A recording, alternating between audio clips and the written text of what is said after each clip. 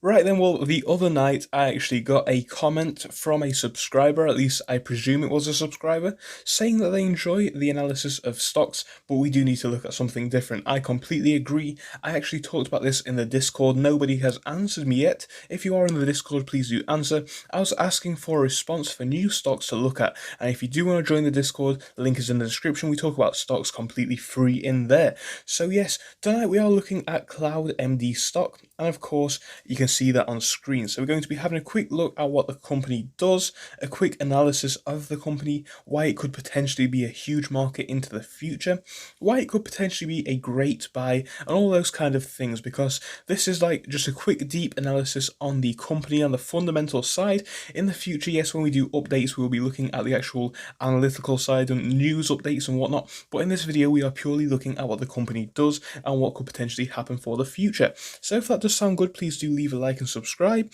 We are trying to get to 1,000. You can see we're almost halfway there. If 20 more people could subscribe by the end of this video, we will be almost halfway there. So I would appreciate that massively. So please do, we need to get to 20 subscribers on this video. If you could help out, massively appreciated. Right then, so now I've said that, one last thing to note is, of course, I am not a financial advisor. This is just my opinion. And if you do want to see any more stocks reviewed, please do come tell me on Discord, link is in the description. So let's have a quick look at the price over the past week and then the past few months.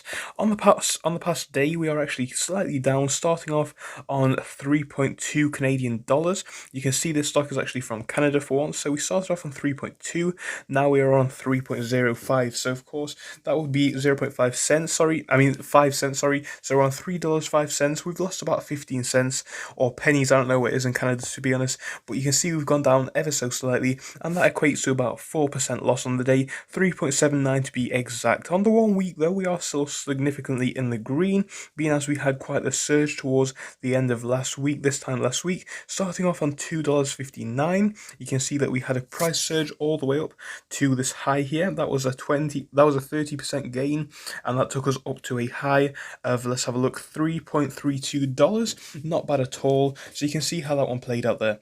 Anyway, ever since there, we did actually start to go down all the way to what I would say is a low point around almost $3, let's say.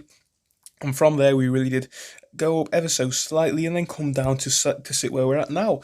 On the 1 month, you can see we are also significantly in the green.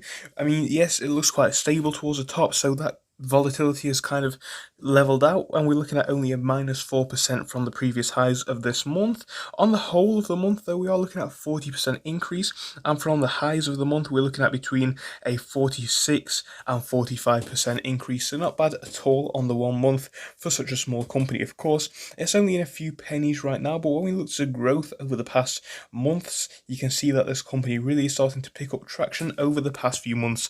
Looking out to the past month or so, we're looking at a 50% gain, like I've just said. Looking out to the past few months, we're looking at about a 250% gain, and looking out all the way to the 6-month picture, we're looking at over 300%. That's about 346.48% increase in the last 6 months. Now, the year is pretty much a similar thing according to this picture, so we are not doing bad on this company at all.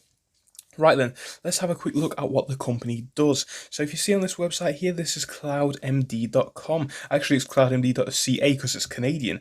So basically, it's about getting a virtual doctor on your screen. We're going to be looking at that in a minute. I'm going to be explaining the full business model in depth here. So, where CloudMD operates is a sector called telehealth. So if you don't know what this is, this Google image tells us quite basically and quite simply everything that we need to know.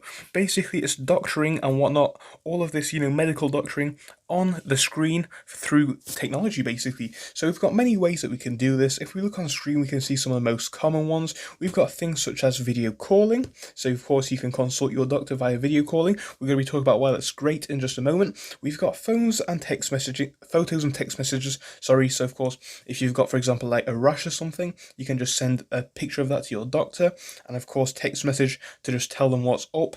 You can of course send an email. I'm pretty sure everybody knows what an email is if you watch in this video by this point. And of course we've got apps, like in England we have the NHS app. I'm sure there are many different apps from many different companies. We also have wearable devices, so this is quite cool. Sometimes when we look at things like the Apple Watch, You can obviously have things which monitor your heart rate, for example, that could potentially be used to help with blood pressure. That was just one example, though, and of course, web tools. So that's obviously quite a vague category, but I'm sure you can guess what this might be. All these kind of things, and we get a general picture of what the market sector really is. So, what are the benefits of this? I've got this little article from ortholive.com, I think it is, you can see on screen here, and this is basically showing us 10 simple benefits of telehealth for patients and doctors. So we're just going to be glossing over each sector very quickly. The first one that they have listed is advances in new business models. So of course there are potential new business models coming out for doctoring all the time, and basically online is where it's going for all kinds of businesses at the minute, and this is potentially a great thing if we can bring doctoring to this, as I will explain in just a moment. So we also have improvements in engagement with remote monitoring, basically, so we can monitor people more remotely, basically, kind of save some time. It's just very convenient for people to do. Just having a quick look, the third reason on this list is due to the fact that it basically expands care to new groups of people. So of course, if you are doing things a lot more efficiently, as you can see on this graph, due to the fact that we've got travel time, wasted time due to waiting in sitting rooms and whatnot, things like this generally slow down procedures, as basically the doctors do have to clean the things after each patient comes in. More equipment might be needed for certain patients than others. Simply by conducting these things online means that you can do things a lot more quickly, a lot more efficiently, you don't have to wait for people to get to the clinic, and it just lets things roll quite quickly. And of course, this is also reflected in point 4, where it basically talks about how it improves the clinical workflow and increases practice efficiency, similar to the graph which I have just shown, as of course you don't have to wait for your patients to come. Things like that in general, you can imagine, just generally works better. Of course, it also increases practice revenue, because of course the more people you can reach is also the more people you can get money from. Simply put, of course, this does not work in nationalised things like the NHS in the UK, but generally speaking, it does allow for a more efficient business model overall. Sixth reason is due to the fact that it reduces the practice overhead. So of course, we can think about all these kinds of things. It says that the average cost of an emergency room is $1,734. Of course, we can just apply this to any kind of practice. You will have to pay rent for that place, whereas if you have the doctor working from home, you don't necessarily have to pay those costs, and it could just work out cheaper in general. Of course, it cuts patients' costs due to this, because of course they don't have to pay for rent, utilities, and the medical practice can just save money in general, and that means that they can provide a more competitively priced service to their customers. And of course, that's just great for everybody.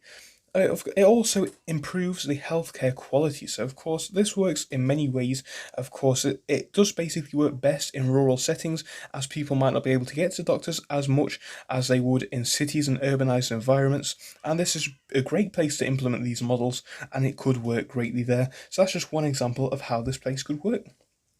So it also reduces no-shows. Of course, people do get apprehensive and nervous about going to the doctors. On top of this, they also might not have the time, things pop up and whatnot, and then it just kind of does not work great all the time. But having it online, it generally makes it more convenient, as people can just find this time, whether it's on the street perhaps, or just take 15 minutes. As simply put, the fact that you don't have to spend maybe 30 minutes travelling to and from the clinic means that it can just be more significantly easy to access for everybody, so that could potentially reduce number of no-shows, as travel can be a big issue when getting to these places. It also improves patient satisfaction. So there's many reasons why this could work. We can think of loads of them off the top of our head. The article does list a few. We're not really going to go too much into that, as that is the last point. But the one thing that I do want to focus on is the fact that this sector is apparently growing. So if we look on the graph here, we can see 2013, it was very small at 0.35%. We can see it just creep all the way up until about 2019, when it's at 12%. And of course, with everything that's happened this year, it does make 100% sense that it would be so high, but we are looking at 50% this year. So of course, I am thinking that this is a bit overhyped with what's gone on with the pandemic, as people have not necessarily been able to go out to places, and I think that has taken a reasoning on the inflated figures, but nevertheless, that is the case at the minute, and I think that this has kind of, sped up things like that in the future. So this kind of thing may have been sped up by the pandemic, and I think this is generally going to be speaking more convenient in the future, and I think there is a lot of room for this still to grow. Of course, there are probably many instances where you will need to go to doctors. Of course, simple treatments, or maybe even deeper treatments where you will need to see a doctor and whatnot. Things like this are obviously still going to be there, but generally speaking, this is going to be a growing trend in my opinion. So let's have a quick look at some analysis and predictions for CloudMD stock if we can find them on this article. So generally speaking, the forecast is upwards if we look at this. So we can see the price line in the bright green and also in the orange. You can see that by this guide here. So it's in the green this time, and we can see the actual guideline in the dark navy blue, and then the guideline is saying that it is going to go straight up. Now generally speaking, although it has actually been out of these guidelines, if we look on the graph, it has kind of actually followed the way that the forecast says that it's going to go, in the sense that it has been going up.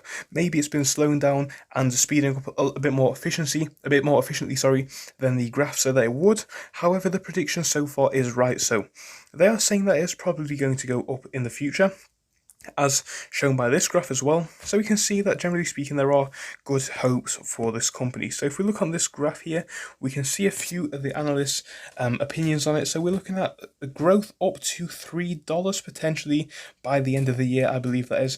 No, sorry, that's by the 11th of the 9th. So not bad at all. And we are looking at some potential growth on this company. Generally speaking, people are bullish on this one, but that does not really matter too much because we're going to be looking at that in the actual analysis video. This episode is simply here to help explain what the company does and why you might want to choose the company, and why the patients of the company might want to choose the company. So let's have a quick look at the website of cloudmd.com. If we have a quick look, we can see what we would get with this company. So what happens? We have no charge at BC and Ontario residents. So of course that's a location. Access to doctors in evenings and weekends. I think that is a big thing that traditional doctors do not provide, and that is a great thing that could set this company and this business model alight in the future, as people will want to see people in this time. If we think about it, people work on a 9 to 5, and that could generally be disruptive when it comes to actually fitting in, seeing the doctors and whatnot. And of course, by having these things online at later dates, whether that's in the evenings or on weekends, it means that people don't have to take time off work and may be more happy to go to doctors than they would be otherwise. So of course, it's simple and easy to use on the interface, so basically almost everybody should be able to use it. Great to see that. Of course, a lot of older people would probably struggle with the technology, so seeing it being easy to use is potentially a great thing. And of course, you can connect from any device, another great thing. You can get prescriptions sent directly from your doctor or local pharmacy, so that's good. Is qualified Canadian doctors in this instance.